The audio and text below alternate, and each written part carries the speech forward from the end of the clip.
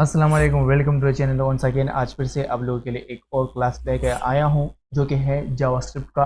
यहाँ पे मैं जावास्क्रिप्ट जो कोर्स आउटलाइन है मैं वो ओपन कर रहा हूँ। यहाँ पे देखिए आज जावास्क्रिप्ट का सिंटैक्स और वेरिएबल ये दोनों टॉपिक जो है ये हम कवर करने वाले। मैं यहाँ पे विजुअल स्टूडियो ओपन कर रहा हूँ, उसके बाद मज़ीद हम बात करते हैं।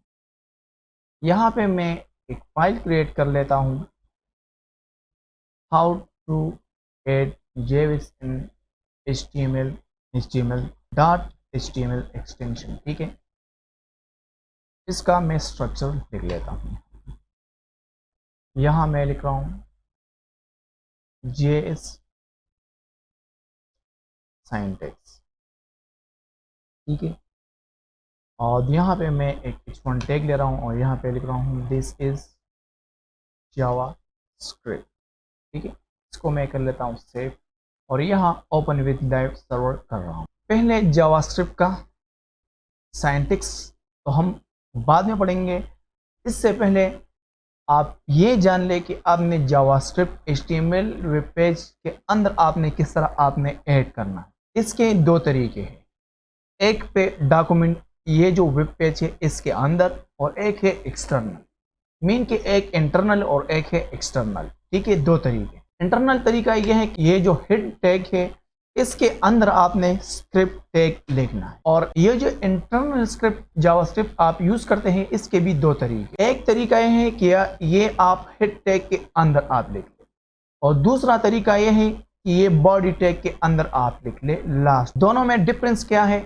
यहाँ पर जब आप लिखते हैं ब्राउजर में आप कुछ करते हैं, उसे रिलोड करते हैं, जब यूजर वहां पे आता है उसका जो वेब पेज अंदर जितने भी कंटेंट होते हैं, चाहे इमेज हो, वीडियोस हो, डायनेमिक चीज़ें हो, बहुत सारे एनिमेशन हो, तो वो HTML और वो जावास्क्रिप्ट जो है एक साथ चलता है, तो आपका जो ब्राउजिंग का स्पीड है वो थोड़ा स्लो हो जाता है। अगर आप बॉडी टैग के अंदर और लास्ट में आप जावास्क्रिप्ट को यूज़ करें तो पहले होगा क्या कि ब्राउज़र के साइट पे आपका HTML डॉक्यूमेंट जो है वो पहले लोड होगा, उसके बाद जो है जावास्क्रिप्ट होगा, तो उससे होगा ये कि आपका जो ब्राउजिंग स्पीड है वो थोड़ा ज़्यादा होगा। ठीक है, यहाँ पे मैं एक मैसेज प्रिंट कर रहा हूँ। पहले डॉक्यूमेंट डॉट राइट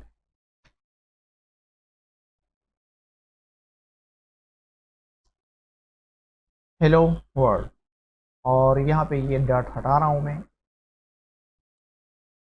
यहाँ पे टर्मिनेटर, जावास्क्रिप्ट के जितने भी स्टेटमेंट है उसके लास्ट में आपने टर्मिनेटर लगाना है कि कंपाइलर को यहाँ पता चले कि हाँ हमारा जो स्टेटमेंट है वो यहाँ तक। मैं इसको सेव कर लेता हूँ। यहाँ पे देखे मुझे हेलो वर्ल्ड मिल रहा है। ठीक है, अगर मैं चाहूँ तो ये यहाँ पे बॉडी के लास्ट में भी मैं लिख सकता हूँ। यहाँ पे देखे एक बॉडी से बाहर जो है मैंने लिखा हिट टैग के अंदर वो ये है, और एक बॉडी टैग के अंदर लास्ट में मैंने जो लिखा वो ये है। ये दो तरीके ये हुए, और एक जो है एक्सटर्नल है। एक्सटर्नल ये है कि यहाँ पे मैं एक फोल्डर क्रिएट कर रहा हूँ JS के नाम से, मीन जावास्क्रिप्ट के, और उसके अंदर मैं एक फाइल क्रिएट कर लेता हूँ test.js। आपने एक्सटेंशन यहाँ पे जिस तरह आप .html लिखते हैं, .css लिखते हैं, तो उसी तरह आपने यहाँ पे .js लिखना है। ठीक है, यहाँ पे मैं लिख रहा हूँ document dot write welcome to JS, और यहाँ पे टर्मिनेटर, मैं इसको कर लेता हूँ सेव। अब आपने करना क्या है कि इसको आपने लिंक करना है सोर्स टैग के अंदर। यहाँ पे आपने लिखना है स्क्रिप्ट, और स्क्रिप्ट के अंदर आपने सोर्स, और जहाँ पे आपका ये फाइल पड़ा हुआ है आपने वो लोकेशन देना है। मेरा जो है फाइल कहाँ पे पड़ा हुआ है, JS फोल्डर के अंदर test.js फाइल से हमारा फाइल, तो मैं यहाँ पे लिख रहा हूँ JS/ उसके अंदर test.js फाइल है वो मैं पिकअप कर रहा हूँ, और मैं इसको सेव कर रहा हूँ। तो यहाँ पे देखें, यहाँ पे मुझे नज़र आ रहा है वेलकम टू JS, और उसके बाद ये हेलो वर्ल्ड ये है, ये वाला है। मैं इसको हटा रहा हूँ पहले। यहाँ पे देखें वेलकम टू JS, ये दो तरीके से जावास्क्रिप्ट को HTML के अंदर आपने किस तरह ऐड करना है, एक एक्सटर्नल और एक इंटरनल। इंटरनल भी दो तरीके हैं, एक हेड टैग के अंदर और एक बॉडी टैग के अंदर, ठीक है। इसके अलावा मैं इन दोनों को यहाँ से हटा रहा हूँ, ठीक है, और ये फाइल भी मैं यहाँ से डिलीट कर रहा हूँ। अब आते हैं वेरिएबल की तरफ कि वेरिएबल क्या है, ठीक है। और ये मैं बॉडी टैग के अंदर स्क्रिप्ट यूज कर रहा हूँ, ठीक है। यहाँ पे जावा के अंदर आप यूँ समझ ले कि तीन तरह के कंटेनर्स हैं, एक है वेयर और एक है लेट और एक है कॉन्स्ट। ये तीन कंटेनर है, इसमें आप ये समझिए। वेरिएबल में, वेरिएबल आपका एक कंटेनर जैसा होता है जिस अंदर आप वैल्यू स्टोर करते हैं। उसके अंदर डिफरेंस वैल्यू आप स्टोर कर सकते हैं, जैसे इंटीजर हो गया, फ्लोटिंग पॉइंट हो गया, आपका स्ट्रिंग हो गया, आपका एरे हो गया। इसी टाइप के डेटा आप इसके अंदर स्टोर कर सकते। मैंने यहाँ पे वेयर लिखा। वेरिएबल डिक्लेयर करने के लिए पहले आपने यहाँ पे ये जो रिजर्व वर्ड है आपने ये लिखना है और उसके बाद आपने नेम लिखना। नेम के भी कुछ शराइत है लिखने का। एक ये है, यहाँ पे मैं पेन खोल रहा हूं, इसके कुछ तरीके हैं। ए से लेके जेड तक जो लोअर केस में है आप इससे स्टार्ट ले सकते हैं, या अपर केस में ए से लेके जेड तक इससे आप स्टार्ट ले सकते हैं। अंडरस्कोर से आप स्टार्ट ले सकते हैं, मीन कि मैं ऐसा एक नेम लिख रहा हूं, तो इसी तरह आप लिख सकते हैं, या आप इसी तरह लिख सकते हैं, या आप ऐसे लिख सकते हैं। इसी तरह आप नेम लिख सकते हैं वेरिएबल का, ठीक है, या इसी तरह आप नेम लिख सकते हैं, इसी तरह कि मीन आप यहाँ पे नंबर्स भी ऐड कर सकते हैं और अल्फ़ाबेट भी, लेकिन आप इस तरह नहीं लिख सकते हैं कि 12ABC, आप इस तरह नहीं लिख सकते हैं, ठीक है, ये रॉन्ग है। इसके अलावा एक अच्छी बात, एक अच्छा हैबिट ये है कि आप नेम ऐसा रखें मीनिंगफुल हो, ताकि देखने वाले को पता चल सके कि हाँ ये क्या है, ठीक है। जिस तरह मैंने यहाँ पे लिखा एज, तो मैं इसको एज दे रहा हूँ 22 और लास्ट में टर्मिनेटर आपने लगाना। यहाँ पे लिट के अंदर मैं ले रहा हूँ नेम। मैं अब आपको बता रहा हूँ कि इसमें डिफरेंस क्या है, ठीक है। आपने अगर स्ट्रिंग एक वेरिएबल के अंदर डालना है तो आपने सिंगल कोटेशन के अंदर या डबल कोटेशन के अंदर आपने लिखना है, ठीक है।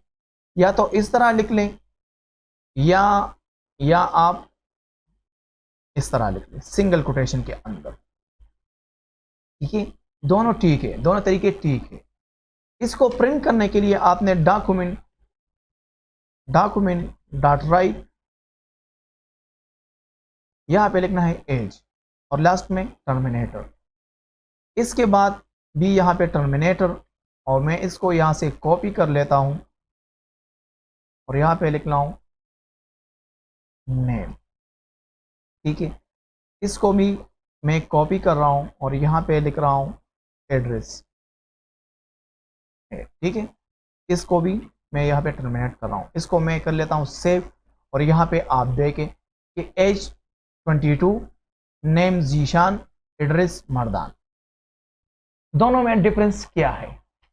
वेरिएबल, जो वेरिएबल है आप ये फिर से यहाँ पे डिक्लेयर कर सकते हैं, कोई मसला नहीं है, ठीक है। मैं यहाँ पे 23 लिख रहा हूँ और इसको यहाँ से कॉपी करके इसके बाद फिर से प्रिंट कर रहा हूँ। इसको मैं कर लेता हूँ सेव। तो यहाँ पे देखें पहले ये 22 था और बाद में ये मैंने चेंज किया 23 में, ठीक है। तो इसी तरह आप इसको दोबारा फिर से डिक्लेयर कर सकते हैं और इसके अंदर आप वैल्यू जो है वो भी चेंज कर सकते हैं, ठीक। मैं यहाँ से डिक्लेरेशन हटा रहा हूँ, जस्ट एज लिख रहा हूँ और उसको एक वैल्यू असाइन कर रहा हूँ। इसको मैं फिर से कर लेता हूँ सेव। तो यहाँ पे देखें इसमें कोई डिफरेंस नहीं आया, मीन कि इसमें आप चेंज कर सकते हैं वैल्यू, मीन कि आप इसके अंदर जो वैल्यू है वो आप चेंज कर सकते हैं और सेम वेरिएबल आप फिर से डिक्लेयर कर सकते हैं। और आप याद रखें कि जावास्क्रिप्ट जो है ये केस सेंसिटिव है। अगर मैंने यहाँ पे ये जो ए अल्फ़ाबेट है ये मैंने अपर केस में लिखा और ये ए मैंने लोअर केस में लिखा, तो आप तो ये याद रखें कि ये दोनों अलग अलग वेरिएबल है, ठीक है, ये सेम नहीं है, ये एज अलग है और ये एज अलग है, ठीक है, ये आप याद रखें, ये केस सेंसिटिव है, ठीक है। मैं इसको अनडू कर रहा हूं। इसके बाद यहां पे मैं let name is equal to, यहां पे लिख रहा हूं हुसैन, इसको कर लेता हूं टर्मिनेट और इसको कॉपी करके यहां पे मैं लिख रहा हूं और इसको कर लेता हूं सेव। तो इससे ये जाहिर होता है कि ये जो लेट है इसका जो वेरिएबल है वो मैं फिर से डिक्लेयर नहीं कर सकता। अगर मैं इससे ये डेटा टाइप ये लेट जो है ये मैं हटाऊं तो फिर देखते हैं कि इसके अंदर मैं चेंजेस कर सकता हूं कि नहीं। तो यहाँ पे देखें कि इसने मुझे यहाँ पे दे दिया जीशान और उसके बाद दे दिया हुसैन।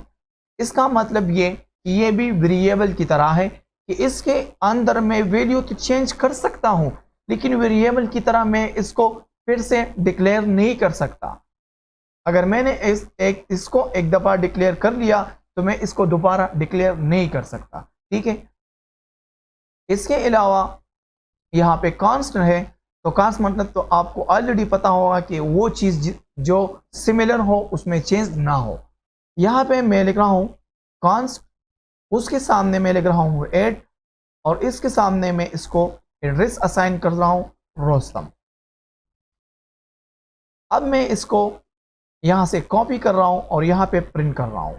तो मैं इसको रन कर लेता हूँ तो यहाँ पे मुझे कुछ नहीं मिल रहा।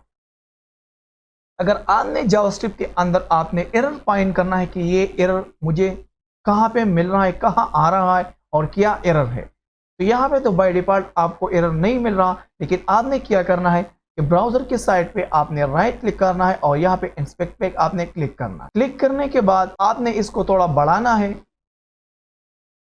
तो यहाँ पे आपको कंसोल का ऑप्शन मिल जाएगा।